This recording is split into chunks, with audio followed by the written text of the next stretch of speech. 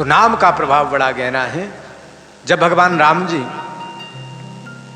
पूरी वानर भालू सेनाओं को लेकर के सीता जी का हरण हुआ, सेतु बांधने के लिए गए, सेतु का निर्माण किया। सभी बंदर भालुओं ने सेतु का जब निर्माण हो गया तो भगवान राम जी ने विचार किया, बोले देखिए ये बंदर भालू बड़े बड़े विशाल विशाल पर्वत पहाड़ ले लेकर के आए और समुद्र में डाले और ये सेतु बन गया। बोले अब एक काम करते हैं, मैं भी तो कुछ करूं।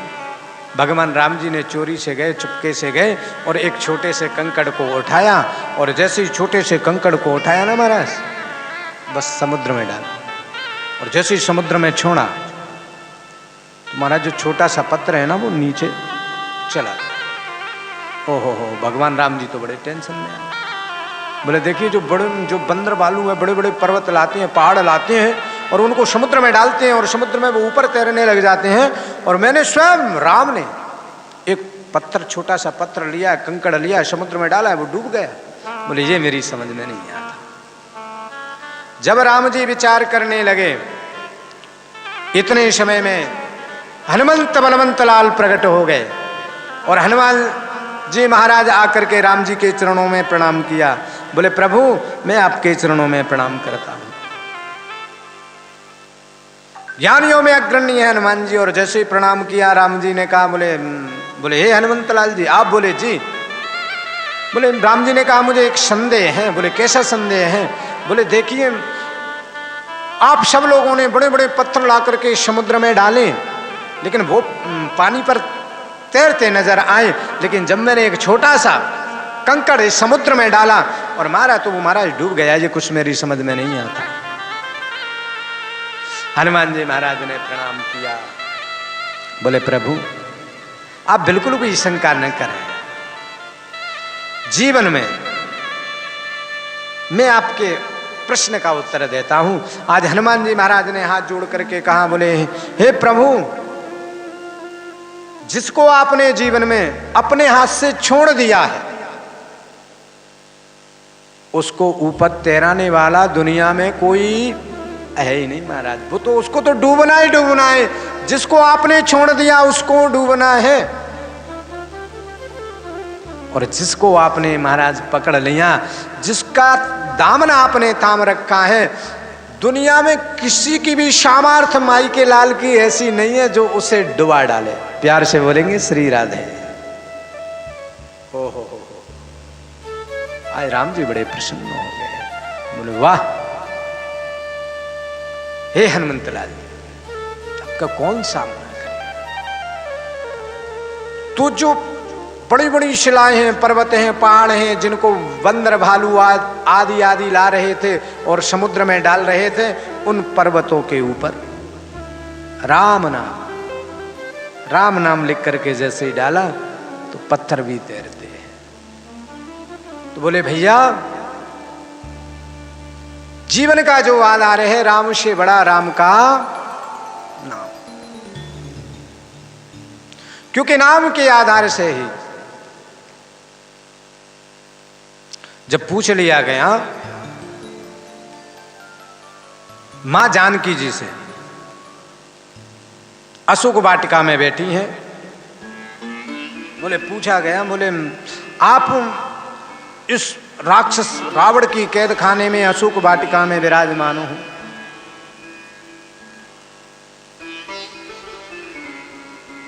तो किसके आधार से? तो जानकी जी ने बड़ा सुंदर जवाब दिया। बोले आपको पता नहीं, भगवान श्री हरि राम नाम पाहरो दिवस निशे, ध्यान तुम्हार कपाट। बोले प्रभु उस राम के नाम का सहारा लेकर के, ध्यान तुम्हार कपाट, नाम पाहरू दिवस निशे।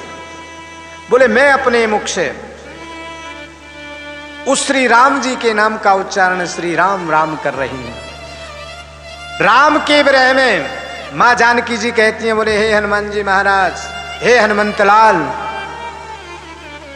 वैसे पुरुषोत्तम श्री राम के बगैर मैं एक क्षण नहीं रह सकती, लेकिन मैं सोचती हूं कि मैं इन प्राणों का त्याग न करूं, और प्राण निगोड़े निकलने के लिए जैसे ही आते हैं तो जो नाम, राम नाम रूपी जो मंत्र है वो कपाट, यानी मुख में गले के अंदर कपाट यानी किवाड़ बन करके खड़े हो जाते हैं, वो मेरे प्राणों को निकलने नहीं देते। न तो अब तक जाने कब की मेरे प्राण निकल गए हो, केवल नाम के आधार से। यही तो गोपियों ने कहा, बोले ये निगोड़े, बोले कृष्ण ये निगोड़े प्राण निकलना चाहते हैं, लेकिन अभी तक जिंदा क्यों हैं?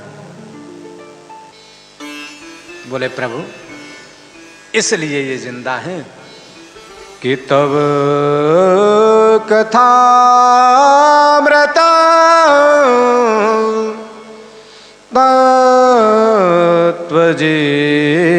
तत्वजीवनम।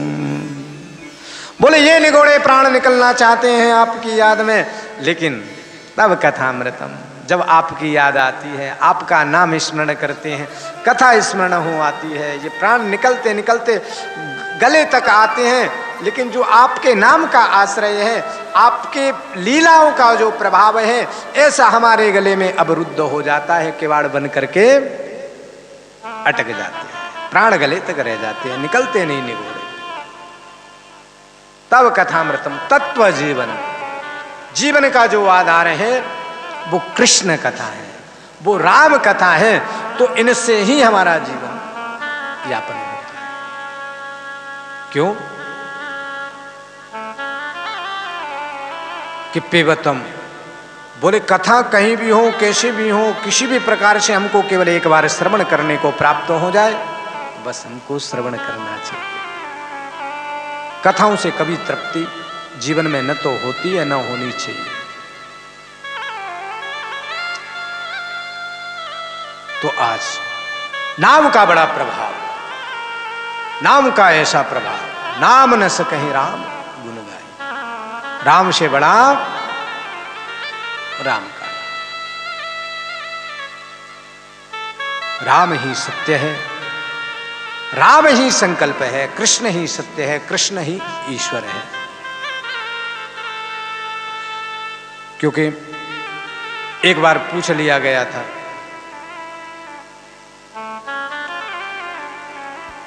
आप सबको पता है कि हनुमान जी पे जो चोला चढ़ाते हैं सिंदूर, ये किस लिए चढ़ाया जाता है? अच्छा, कुछ लोगों को पता है, चलिए जिनको पता नहीं है मैं बता देता हूं। एक बार की बात, एक समय भगवान राम हनुमान जी से अत्यंत प्रेम करते हैं और हनुमान जी भी राम जी से प्रेम करते हैं। कितना विलक्षण प्रेम है।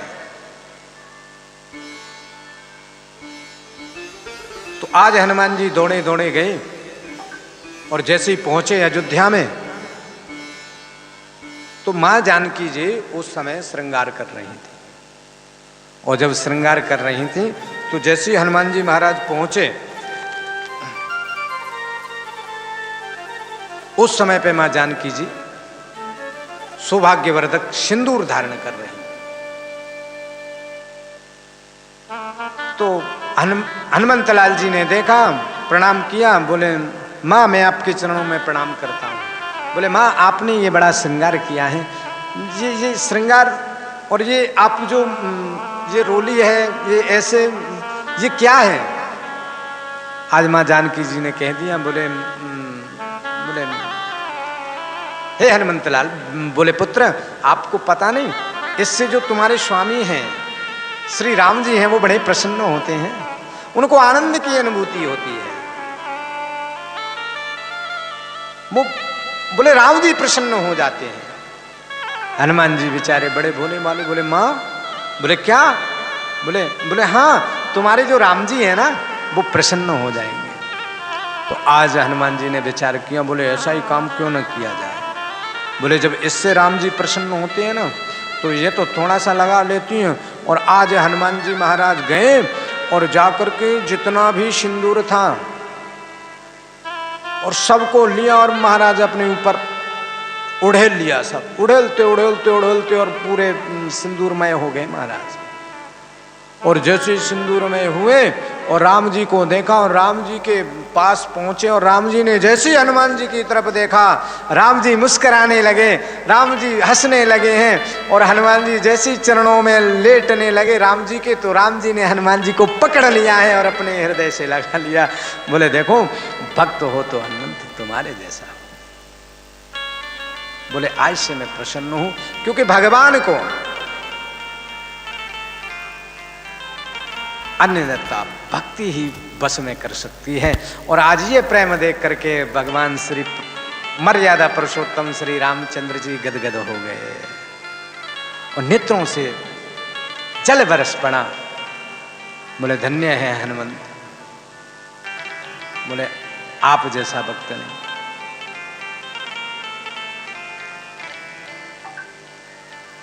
क्योंकि हनुमान जी को भी अभयता का वरदान मां जानकी जी ने दिया है। बोले पुत्र जब अशोक वाटिका में गए थे ना, पूरा आशीर्वाद दे दिया। खोज तो की थी, माता जी ने पहले ही आशीर्वाद दे दिया। बोले जाओ अजर अमर गुण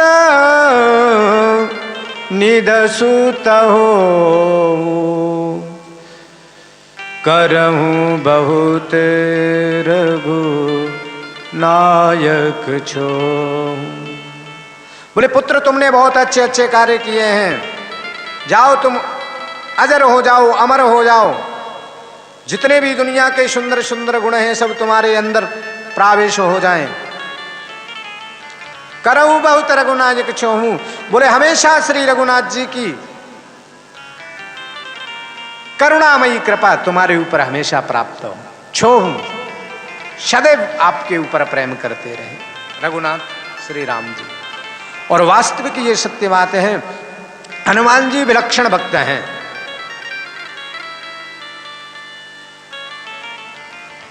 जब रावण को मार करके मर्यादा पुरुषोत्तम भगवान श्री रामचंद्र जी अयोध्या में वापस हुए, तो राम जी ने कहा आज मैं बड़ा प्रसन्न हूं, आप सब लोगों ने मेरी सहायता की है, आपको जो वस्तु चाहिए वो मांग लो, मैं आपको सबको प्रदान करता हूं।